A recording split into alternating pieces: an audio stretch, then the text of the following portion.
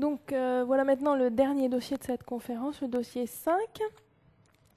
Donc Madame C, une patiente de 35 ans qui vient vous consulter pour une polyarthrite subaiguë évoluant depuis plusieurs semaines, sans fièvre, sans signe d'accompagnement. Il n'y a pas eu de troubles digestifs ni de signes cutanéo-muqueux. À l'examen clinique, sa tension artérielle est à 12,7, elle pèse 52 kg pour 1,60 m. Et on note alors des arthrites des mains qui touchent à droite le poignet, la MCP, donc la métacarpophalangienne, l'interphalangienne proximale, ainsi que l'interphalangienne distale du troisième rayon, ainsi que la MCP du deuxième rayon, donc à droite, et à gauche, la MCP du quatrième rayon et le genou. Les questions sur ce dossier sont les suivantes. On vous demande en premièrement de dire quel résultat vous attendez à trouver à la ponction du liquide articulaire du genou chez votre patiente. À la deuxième question, on vous demande à quel groupe de pathologie articulaire ce tableau se rattache et quel signe clinique présent dans l'observation vous permet de l'affirmer. À la troisième question, on vous demande quel est votre diagnostic et sur quels arguments. À la quatrième question, on vous demande quelle est la notion que vous devez rechercher à l'interrogatoire et est-ce que celle-ci est toujours présente. À la cinquième question, on vous demande de citer les autres pathologies qui appartiennent au même groupe de maladies. À la sixième question, votre externe, c'est toujours lui qui trinque dans les dossiers d'internat, il a évoqué la possibilité d'une arthrite réactionnelle. On vous demande ce que vous en pensez, vous, donc interne, et quels arguments cliniques votre externe doit-il rechercher en faveur du diagnostic d'arthrite réactionnelle. À la septième question, on vous demande quelles sont les anomalies radiologiques caractéristiques de la pathologie qu'on décrit donc dans ce dossier. Enfin, à la huitième question, on vous demande quel est le traitement de fond de première intention dans cette pathologie. Et à la neuvième question, quels en sont les principaux effets secondaires. On va donc commencer maintenant la correction par la première question. Donc, vous avez un tableau d'oligoarthrite subaiguë. Vous réalisez une ponction du liquide articulaire au genou. On vous demande quel résultat vous vous attendez à trouver. Donc, devant ce tableau de polyarthrite subaiguë, on s'attend à trouver un liquide inflammatoire. Donc, comme on l'a vu tout à l'heure, premièrement, l'aspect macroscopique. Le liquide est fluide par opposition à visqueux dans les liquides mécaniques et trouble. Ici, pas purulent, vous n'attendez pas à avoir un liquide purulent dans une polyarthrite subaiguë qui a l'air d'être inflammatoire et pas septique. Deuxième étape, en microscopie, examen cytologique, donc inflammatoire, dit plus de 2000 éléments, pas forcément beaucoup plus, souvent des polynucléaires, mais pas que ça. Enfin, le liquide articulaire vous permet d'éliminer les diagnostics différentiels, l'arthrite septique, les germes et les cristaux. À la deuxième question, on vous demande à quel groupe de pathologie articulaire se rattache ce tableau clinique et quel signe présent dans l'observation vous permet de l'affirmer. Le groupe des maladies auxquelles appartient ce tableau clinique est celui des spondylarthropathies. Pourquoi on pouvait évoquer ici un rhumatisme qui s'intègre dans le cadre des spondylarthropathies? On pouvait évoquer ce diagnostic car il existe ici un signe pathognomonique, c'est-à-dire qu'on ne voit quasiment que dans les spondylarthropathies, qui est un doigt en saucisse. Qu'est-ce que ça veut dire un doigt en saucisse? Ça veut dire qu'il y a une atteinte des trois articulations d'un même rayon, c'est-à-dire de la métacarpophalangienne, de l'interphalangienne proximale et surtout de l'interphalangienne distale. On le sait, dans les rhumatismes inflammatoires de type polyarthrite rhumatoïde, on n'a pas d'atteinte de l'IPD. Quand on a une atteinte de l'IPD, on passe dans le cadre souvent spondylarthropathie. Et là, quand on a le doigt en saucisse, c'est-à-dire l'atteinte des 3 articulations du même rayon, on est quasiment certain d'être dans le cadre des spondylarthropathies. Donc vous devez savoir que c'est un signe quasi pathognomonique. Ensuite, quel est votre diagnostic et sur quels arguments? Donc, on a vu qu'on était dans le cadre des spondylarthropathies. Il s'agit ici d'un rhumatisme périphérique. Le rhumatisme périphérique le plus fréquent dans les spondylarthropathies est le rhumatisme psoriasique. Donc, rhumatisme psoriasique dans sa forme périphérique. Quels arguments? Tout d'abord, polyarthrite. Vous allez me dire, ce n'est pas discriminant. Mais quelles sont ses caractéristiques? Celle-ci est asymétrique, par opposition à une polyarthrite symétrique dans la polyarthrite rhumatoïde. Avec une atteinte de l'IPD et le doigt en saucisse qui vous évoque très fortement les spondylarthropathies. Donc, c'est une spondylarthropathie périphérique. La plus fréquente dans ce cadre-là, c'est le rhumatisme psoriasique. Et le rhumatisme psoriasique est en plus un peu plus fréquent chez la femme. Et ici, c'était une femme.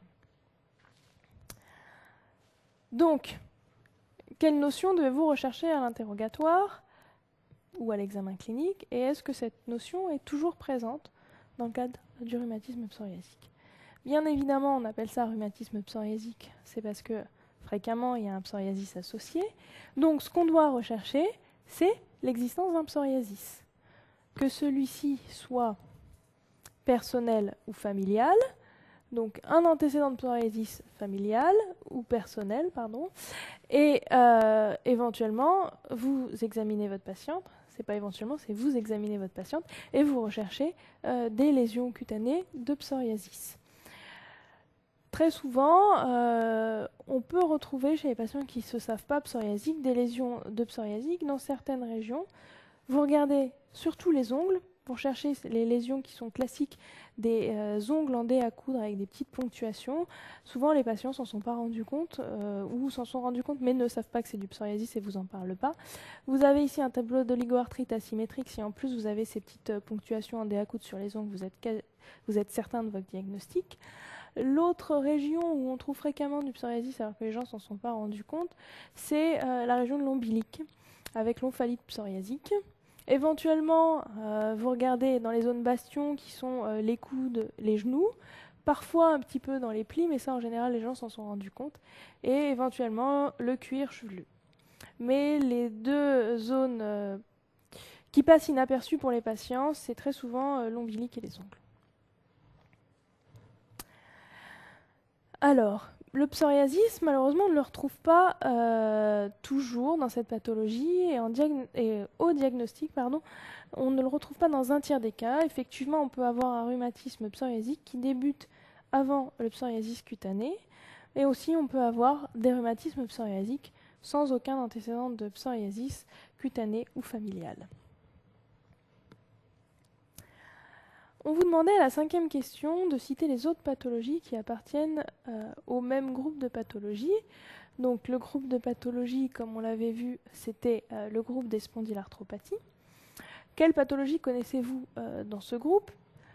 On a en premier rang, la plus fréquente et la plus caractéristique, c'est donc évidemment la spondylarthrite ankylosante.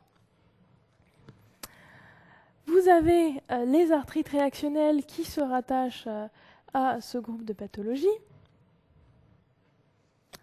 Vous avez les MICI, c'est-à-dire les maladies inflammatoires du côlon ou de l'intestin, c'est-à-dire maladie de Crohn ou rectocolite hémorragique. Le SAPHO, qui associe des synovites, des arthrites et une atteinte à type d'hyperostose, en particulier au niveau sternal, qui est une pathologie qui n'est pas fréquente mais qui appartient de façon certaine à ce groupe-là. Et enfin, on avait ici un rhumatisme psoriasique périphérique, mais vous pouvez aussi avoir un rhumatisme psoriasique dans sa forme axiale, qui ressemble à la spondylarthrite ankylosante, mais avec les antécédents de psoriasis. Enfin, votre externe a évoqué la possibilité d'une arthrite réactionnelle. Qu'en pensez-vous? et quels arguments cliniques doit-il rechercher en faveur de ce diagnostic? Alors, qu'en penser? Tout d'abord, il est vrai que dans cette observation, il y a quelques arguments évocateurs. Ceux-ci sont les suivants, c'est-à-dire que votre oligoarthrite, déjà, elle est aiguë, subaiguë, ça pourrait rentrer dans le cadre d'un arthrite réactionnelle ou syndrome de Fissinger-Leroy-Reiter. Elle est donc asymétrique, avec ses doigts en ceci, c'est un des IPD, donc c'est les caractéristiques des spondylarthropathies. Donc ça peut coller. Mais il manque quand même des caractéristiques essentielles qui rendent ce diagnostic probable. Tout d'abord, l'évolution est plus, comme on vous l'a décrit, subaiguë que aiguë. Pour être post-réactionnelle, il faut qu'elle soit réactionnelle à quelque chose. Or, ici, on vous précise bien qu'il n'y a pas eu d'épisode infectieux précédant l'épisode articulaire. Donc, que doit-on rechercher? Comme épisode infectieux, un épisode dans les semaines, souvent 15 jours, 3 semaines, un mois avant, de diarrhée entéro-invasive ou d'infection génitale à type d'urétrite, qui passe, je vous le rappelle, très souvent inaperçue chez la femme. Et enfin, la triade du Fissinger inclut une conjonctivite dont on ne vous parlait absolument pas ici. Donc, effectivement, on est dans le groupe des spondylarthropathies, dans un truc d'évolution subaiguë, mais il manque quand même des caractéristiques essentielles pour pouvoir évoquer un syndrome de Fissinger-Leroy-Reiter ou arthrite réactionnelle. Et ces éléments sont ceux-là et ils doivent être recherchés, en particulier à l'interrogatoire. On revient maintenant à notre diagnostic, donc rhumatisme psoriasique, et on vous demande quelles sont les anomalies radiologiques qui sont caractéristiques de cette pathologie. L'aspect radiologique du rhumatisme psoriasique est particulier, contrairement il y a des caractéristiques particulières par rapport à l'aspect qu'on peut retrouver dans une polyarthrite rhumatoïde. Bon, il est, comme dans la polyarthrite rhumatoïde, destructeur, c'est-à-dire qu'on retrouve des érosions, mais il peut y avoir des signes destructeurs un peu différents, à type d'ostéolyse des extrémités, avec un aspect qu'on appelle de phalange en pointe de crayon, qu'on ne retrouve pas du tout dans la polyarthrite rhumatoïde. Donc, effectivement, il y a des érosions, des destructions articulaires, entre guillemets type PR par la synovite, mais on a des caractéristiques ostéolytiques un peu différentes. Enfin, la deuxième caractéristique qui le différencie de la polyarthrite rhumatoïde, c'est la possibilité d'avoir un rhumatisme destructeur, mais aussi constructeur, avec des signes d'ostéosclérose. Et ça prédomine au niveau du bord latéral des interlignes avec un aspect en hallebarde.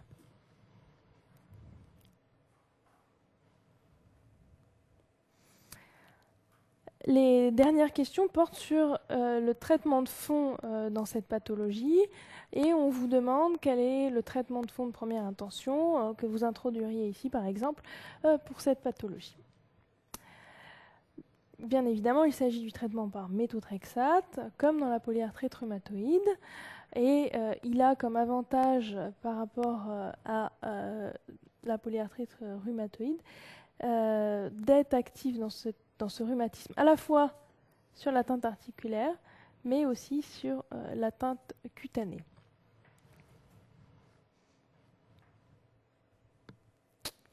On vous demandait, enfin, en dernière question, quels sont les principaux effets secondaires du méthotrexate.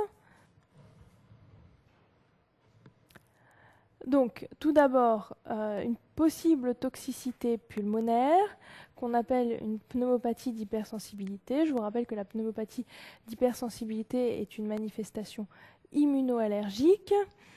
Ça se voit quand même assez rarement et de moins en moins fréquemment. Ces pneumopathies d'hypersensibilité au méthotrexate, mais vous devez toujours l'avoir à l'esprit et y penser devant une toux, surtout chez des gens jeunes dans les rhumatismes inflammatoires que vous mettez sous méthotrexate. Il faut savoir la rechercher devant une toux. Donc pneumopathie d'hypersensibilité, donc faire une radio de thorax avant l'introduction du méthotrexate et dépister la toux, éventuellement des radios de thorax de suivi, mais pas de façon systématique. La deuxième toxicité, c'est l'hépatotoxicité, avec en particulier la cytolyse. C'est de loin la complication la plus fréquente avec le méthotrexate, et ça nécessite une surveillance des transaminases à l'introduction du traitement tous les 15 jours pendant 1 à 2 mois, puis ensuite tous les mois et après tous les 3 mois. Mais c'est le principal problème.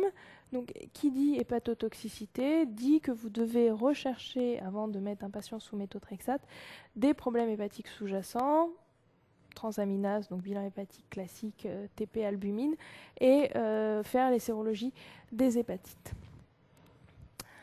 Ensuite, hématotoxicité, moins fréquent puisqu'on prend, comme on l'a vu sur la première conférence, les mesures adéquates, c'est-à-dire la prescription de folate associée au méthotrexate, donc pour éviter cette hématotoxicité et ces cytopénies.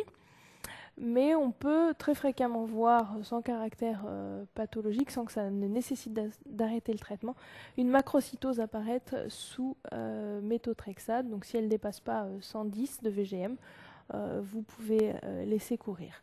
Donc l'hématotoxicité, donc prévenue par la spéciafoldine, est finalement assez rare. Enfin, tératogénicité. Ici, dans ce dossier, ça pouvait s'appliquer. La patiente était jeune. Donc, avant de mettre sous méthotrexate, c'est dans un dossier d'internat bêta-HCG, en pratique, lui demander si elle est enceinte et préconiser une contraception efficace pendant toute la durée du traitement et jusqu'à 3 mois après l'arrêt du traitement. Et enfin, très rarement, une toxicité des muqueuses à type de stomatite. Ça se voit très peu aux doses prescrites dans les polyarthrites rhumatoïdes, mais ça peut se voir quand le méthotrexate est utilisé comme chimiothérapie dans les hémopathies.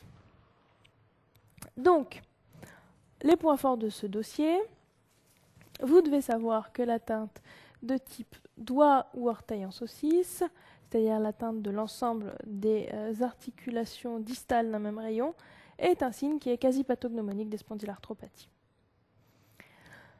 Vous devez savoir dans le cadre des rhumatismes périphériques que le rhumatisme pso est la forme la plus fréquente des rhumatismes périphériques des spondylarthropathies. Vous devez connaître ces caractéristiques radiologiques assez particulières qui permettent de le distinguer de la polyarthrite rhumatoïde devant un tableau de polyarthrite périphérique. Quand ils existent, ces signes cliniques, ces signes radiologiques, vous permettent de faire ce diagnostic différentiel. Comme dans la polyarthrite rhumatoïde, vous devez savoir que le métho est le traitement de première intention qui marche sur les signes cutanés et sur les signes articulaires. Enfin, du point de vue thérapeutique toujours, une autre possibilité thérapeutique dans les formes réfractaires qui agit sur les signes articulaires et cutanés, ce sont les anti-TNF-alpha. Ces médicaments qui sont aussi prescrits dans la polyarthrite rhumatoïde. Vous devez bien les connaître, même si on ne les a pas traités sur ces conférences de D3. C'est des médicaments qui sont remarquablement efficaces dans les rhumatismes inflammatoires, qui ont quelques précautions sur leur mode d'administration et surtout sur leurs effets secondaires. Et en particulier, si vous deviez retenir qu'une chose sur les anti-TNF-alpha, c'est le risque de tuberculose et donc la nécessité de dépistage de tuberculose latente avant l'initiation d'un traitement, c'est-à-dire radiothorax IDR, et tout IDR supérieur à 5 mm doit faire prescrire un traitement antituberculeux avant la mise sous anti-TNF. Et pour les anti-TNF, donc c'est ça, la tuberculose et le surrisque infectieux. Voilà pour ce dernier dossier. Merci. Donc on a maintenant fini avec ce cycle de conférences de rhumato pour la D3. J'espère tout d'abord que ça vous a plu. Comme vous l'avez vu, on n'a que 2 conférences pour traiter la rhumato. C'est pas beaucoup, ça nous fait 5 dossiers, 5 pathologies. Alors j'ai essayé dans certains dossiers d'en traiter un peu plus qu'une pathologie pour que vous voyez un peu plus de maladies rhumato dans ces confs. Mais on n'a pas tout traité et il y a des trucs que vous ne devez pas laisser de côté. On n'a pas traité la spondylarthrite ankylosante en elle-même. On a traité les rhumatismes périphériques des spondylarthropathies. Donc il y a quand même des similitudes, mais bon, revoyez quand même la spondylarthrite. J'ai pas traité l'ostéoporose en tant que telle dans un dossier sur ces conférences de D3, mais bon, on a vu un peu les biphosphonates. C'est une pathologie de santé publique hyper importante, donc vous devez aussi bien bosser là-dessus. La polyarthrite, on l'a vu. Je ne vous ai pas traité de façon extensive les anti-TNF qui sont les nouveaux traitements de la polyarthrite, mais enfin on l'a abordé aussi un petit peu. Je sais que pour certains, la rhumato, c'est une spécialité qui semble de loin assez difficile. Donc si vous avez la possibilité au cours de vos stages d'externat de passer en rhumato, vous verrez que finalement c'est pas si compliqué que ça et qu'une fois qu'on y est passé, c'est des automatismes à apprendre. Vraiment, il y a des trucs de base à apprendre. Ponctionner une articulation dans un dossier quand vous avez, et en pratique, quand vous avez une articulation ponctionnable. Quand vous demandez des radios, c'est bilatéral et comparatif. Des petits trucs comme ça. Quand vous avez une infection ostéo-articulaire, c'est jamais d'antibiotiques avant d'avoir fait les prélèvements bactériaux. Essayez d'y passer si vous pouvez. Et pour tous ces dossiers qu'on n'a pas traités, d'une part, regardez-les, et puis peut-être qu'on aura l'occasion d'en reparler si vous nous suivez l'année prochaine pour la D4. Donc je vous remercie, au revoir et à bientôt peut-être.